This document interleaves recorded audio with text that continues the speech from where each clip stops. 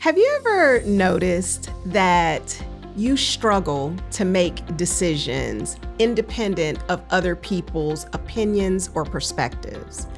Have you ever been in a situation where you're in the workplace and you really have a great idea, or at least what you think might be a valuable idea, but you're so concerned about what other people might think about it that you defer to their judgment or don't even offer your perspective at all?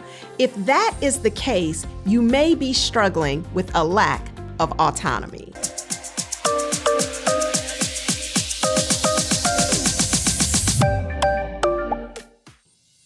Now, before I jump into this, I really want to invite you to like, share, and subscribe to this channel if you find that any of this content is valuable to you, or it might be valuable to a friend or a family member. Don't forget to like, tag, share, and subscribe to our channel.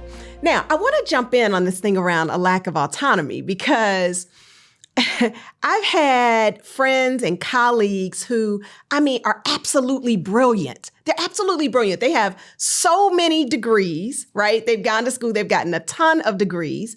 They have years and years of work experience. And yet they struggle with imposter syndrome, which is a part of codependency. But that imposter syndrome also leads to a lack of autonomy.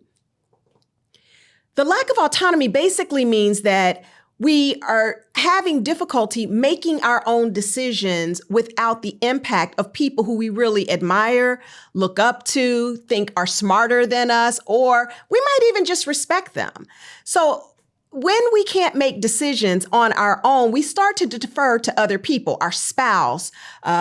We defer to maybe even the faith leader. We defer to the boss. And what ends up happening is we second guess our own judgment.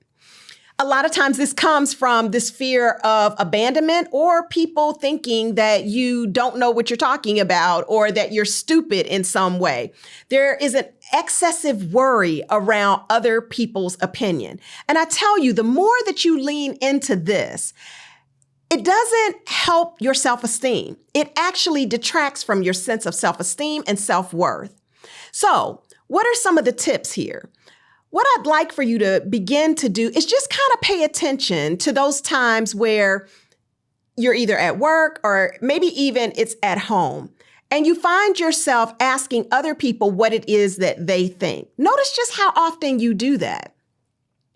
It can be little things like, do you like what it is that I have on? What is your perspective? And then if you feel the immediate need to go and change based on what they think you should do, you may be struggling with a lack of autonomy.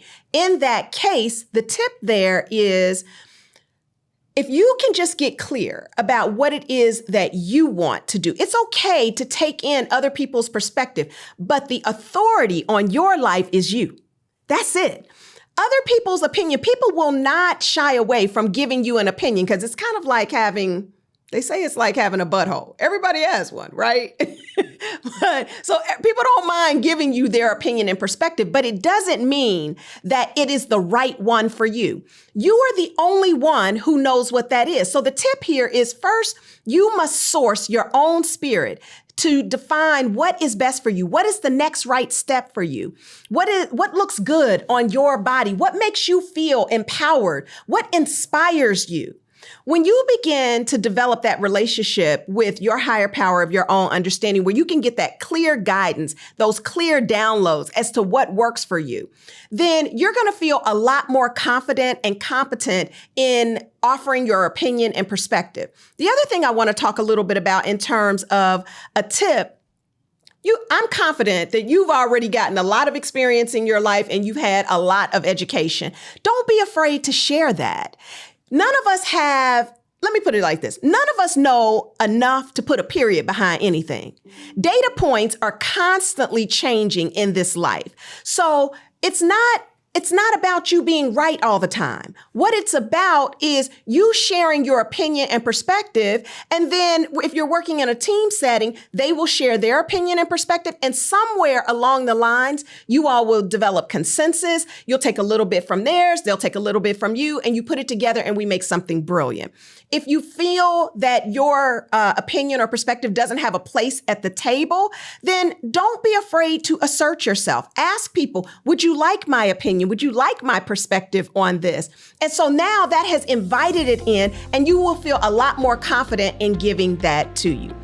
So, lack of autonomy is a very real thing. It is oftentimes perpetuated by a sense of being an imposter, especially in the workplace. So if you find that you need some support in this space, I want to invite you to come over to my Conquer Co-dependency Bootcamp that's running right now, and it's just for you. All you have to do is click the link below. And while you're doing that, don't forget to make a comment.